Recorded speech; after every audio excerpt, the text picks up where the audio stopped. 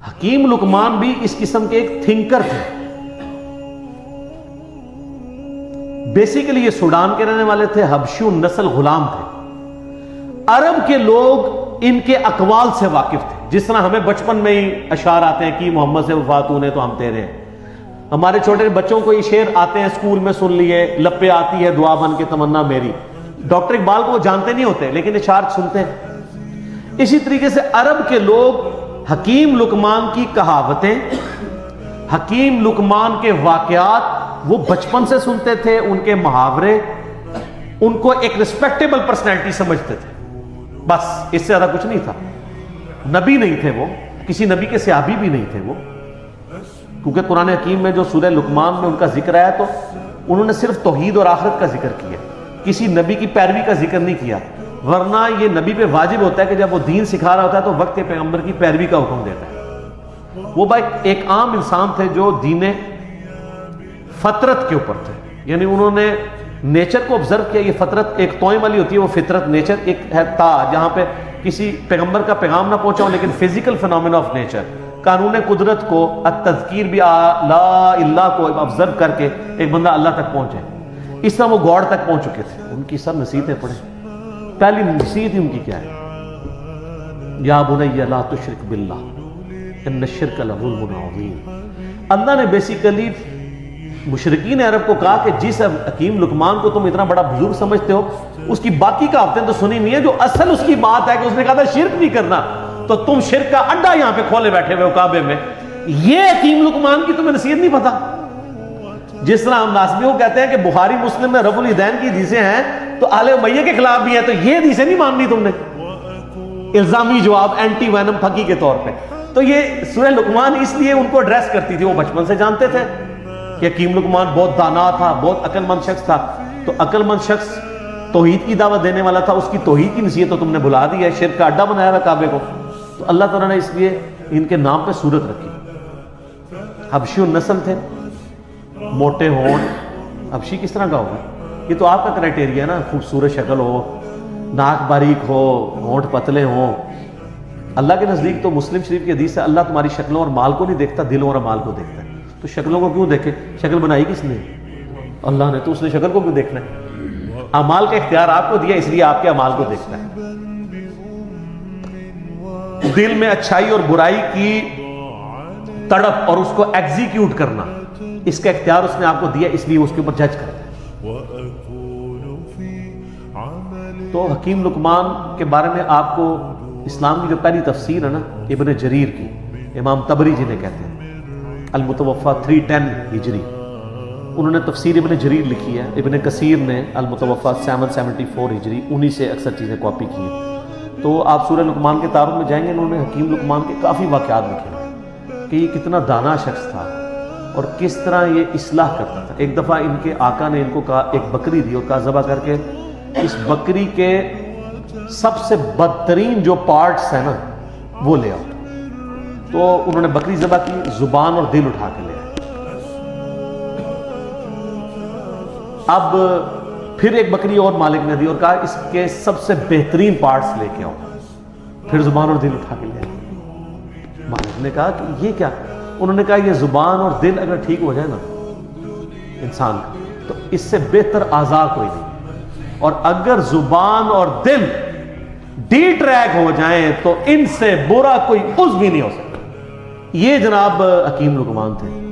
تو اللہ تعالیٰ نے مشرکین عرب کو کہا کہ ان کی توحید کی نصیحتیں, پھر آخرت میں پیشی کی نصیحتیں. حکیم لقمان کی نصیحتوں میں میرا پورا لیکچر ہے, مسئلہ 177, آپ جا کے دیکھیں تو آپ کو پتہ چلے گا جی حکیم لقمان نے کیا کیا نصیحتیں. سورہ لقمان میں 8 نصیحتیں تھیں ان کی, 2 اللہ نے مزید ایڈ کر کے تلک عشرۃ کاملہ, اور وہ 2 نصیحتیں ماں باپ کے ساتھ اس نے سلوک کی ایڈ کی, جو حکیم لقمان نے شاید عاجزی کی وجہ سے اپنے بچے کو نہیں کی, شاید موت کا وقت تھا تو اب وہ اس کو سکپ کر گئی, یا اور لوگ ان سے ہوگی, تو اللہ تعالیٰ نے اسے پرفیکٹ کیا.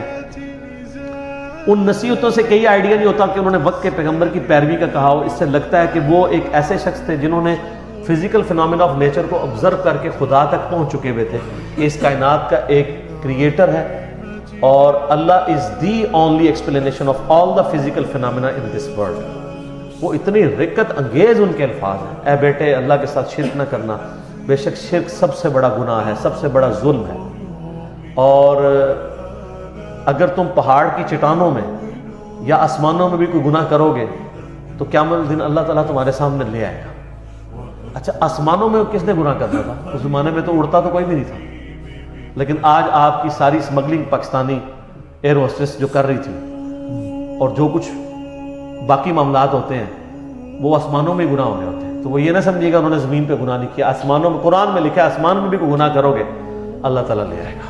کیا مطلب؟ وَمَن يَعْمَلْ مِثْقَالَ ذَرَّةٍ خَيْرًا يَرَهُ فَمَن يَعْمَلْ مِثْقَالَ ذَرَّةٍ خَيْرًا يَرَهُ وَمَن يَعْمَلْ مِثْقَالَ ذَرَّةٍ شَرًّا يَرَهُ. ذرہ برابر نیکی بھی کرو گے وہ بھی لے آئی جائے گی، اور ذرہ برابر گناہ کرو گے وہ بھی قیامت والے دن تمہارے سامنے لا کے رکھا جائے گا. ہاں بھی جواب دو. تو یہ حکیم لقمان نہ تو کوئی پیغمبر تھے، نہ کسی پیغمبر کے فالوور تھے، نہ کوئی صحابی تھے کسی پیغمبر کے، نہ کوئی تابعی تھے. ایک سلیم الفطرت انسان تھے جو خدا تک پہنچ چکے تھے، اور ایسا شخص اہل فطرت کہلاتا ہے. یعنی فطرت ایسا شخص جس تک یہ تا کے ساتھ ہوتا ہے، جس تک وقت کے پیغمبر کی دعوت یا کسی پیغمبر کی دعوت نہ پہنچی ہو، ایسے شخص کے لیے صرف ایک اللہ کو ماننا اور آخرت کا یقین کر لینا کافی ہے. چاہے نبی کی دعوت نہ بھی پہنچی ہو، اس کے لیے بس یہ اتنا اجمالی عقیدہ رکھنا کافی ہے. البتہ جب وقت کا پیغمبر آ جائے پھر اس کو ڈینائی کرے گا تو وہ کافر ہوگا، لیکن ایسے لوگ عموماً ڈینائی نہیں کرتے. اس کی آپ کو نمائندہ مثال بتاتے ہیں. سیدنا زید بن عمر بن نفیل، آپ کو پتہ ہے نا ان کے بارے میں؟ صحیح بخاری میں آتا ہے. ان کا ایک بیٹا ہے سعید ابن زید.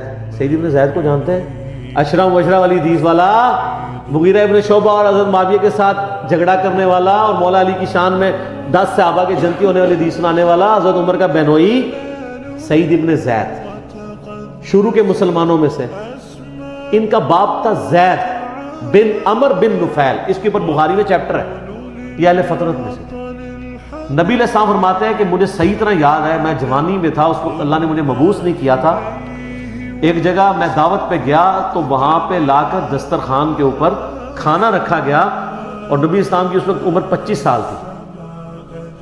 تو آپ کہتے ہیں کہ میں نے زید بن عمر بن نفیل کو دیکھا کہ وہ اس دسترخوان سے اٹھ گیا اور اس نے کہا کہ میں بتوں کے نام کا ذبیحہ نہیں کھاؤں گا.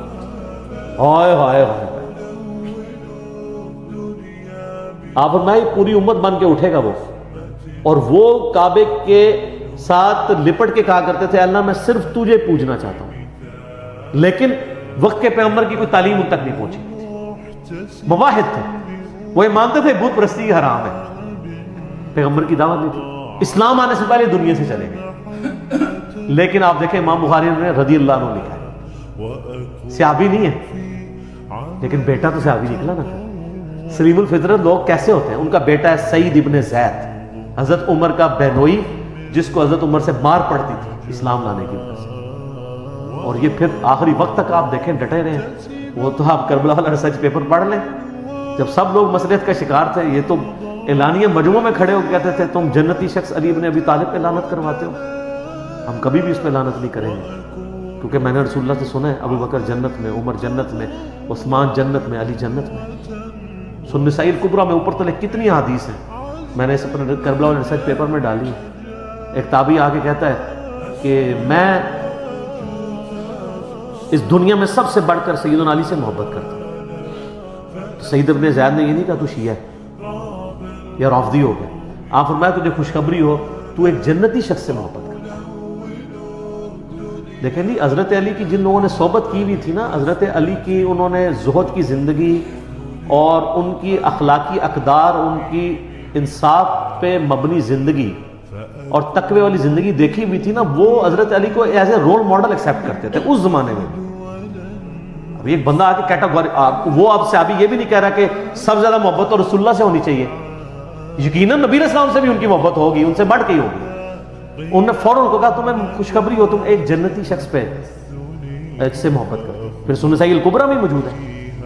ایک شخص آ کے جو ہے وہ اس طرح آ کے شکایت کرتا ہے کہ جی یہ لوگ حضرت علی پہ سب و شتم کرواتے ہیں. سعید ابن زید کہتے ہیں کہ یہ ہمیں کہتے ہیں ہم اپنے بھائیوں پہ لعنت کریں، لیکن ہم اپنے بھائیوں پہ کبھی بھی لعنت نہیں کریں، کیونکہ میں نے رسول اللہ صلی اللہ علیہ وسلم سے 10 بندوں کے بارے میں سنا کہ وہ جنت میں، اور اس میں 10ویں وہ خود تھے۔ عشرہ مبشرہ میں زید بن عمرو بن نفیل کا بچہ سعید ابن زید، تو 9 کے نام بتا کے چپ کر جایا کرتے تھے۔ ویسے ساڑھے ورگا ہونا کہتا سر پہلا تو میں اگے تو انہوں گنتی دسنے، وہ پہلے باقیوں کے نام بتاتے تھے اور اینڈ پہ کہتے تھے ایک 10واں شخص بھی ہے۔ پھر لوگ کہتے تھے وہ کون ہے، تو کہتے تھے اگر تم ضروری سمجھتے تو میں بتا دیتا ہوں وہ میں ہوں۔ یہ تھی عاجزی۔ تو ان کے والد زید بن عمرو بن نفیل وہ بھی اہل فطرت میں سے تھے، جسٹ لائک سیدنا لقمان رضی اللہ تعالی عنہ ورحمہ اللہ تعالی وعلیہ السلام۔ اور سر کیا خوش نصیبی ہے، اللہ کو مواحد کتنا پسند ہے کہ نہ وہ صحابی ہو، نہ وہ تابعی ہو، نہ کسی پیغمبر کی اس نے صحبت کی ہو، نہ کسی پیغمبر کا کلمہ پڑھا ہو، لیکن ایک اللہ کا ماننے والا ہو، شرک سے بیزار ہو، آخرت میں اللہ کی جواب دہی کا یقین رکھتا ہو، اس کے نام پہ پوری سورت ہے۔ اور اللہ تعالیٰ اس کے اقوال کو توحید کی دعوت کے لیے رول ماڈل کے طور پہ مشرکین عرب کے سامنے رکھا ہے۔ آپ ذرا دیکھیں کہ حضرت لقمان، سر اس سے یہ پتہ چلا لوگ کہتے ہیں نہیں ساری دنیا برباد ہوگی، وہ دنیا تو برباد ہونی ہے، غریباں دی اور ہونی ہے، آخرت آپ اپنی دنیا میں بڑے سے بڑے امیر آدمی سے بھی اچھی کر سکتے ہیں، وہ آپ کے اپنے اختیار میں۔ لقمان نے کر کے بتائیے نا، نہ نبی ہے نہ کوئی صحابی ہے، اگر نبی ہوتے تو کہتے میری پیروی کرنا، نبی تو کہہ کے جاتا ہے، نبی علیہ السلام نے ہمیشہ اپنی پیروی کا حکم نہیں دیا۔ تو اگر آپ نبی بھی نہیں، صحابی بھی نہیں، تابعی بھی نہیں، ایک عام اہل فطرت میں صرف اللہ کو ماننے والے ہیں، تو اللہ کو اتنے پیارے ہیں کہ آپ کے نام پہ سورت آ رہی ہے۔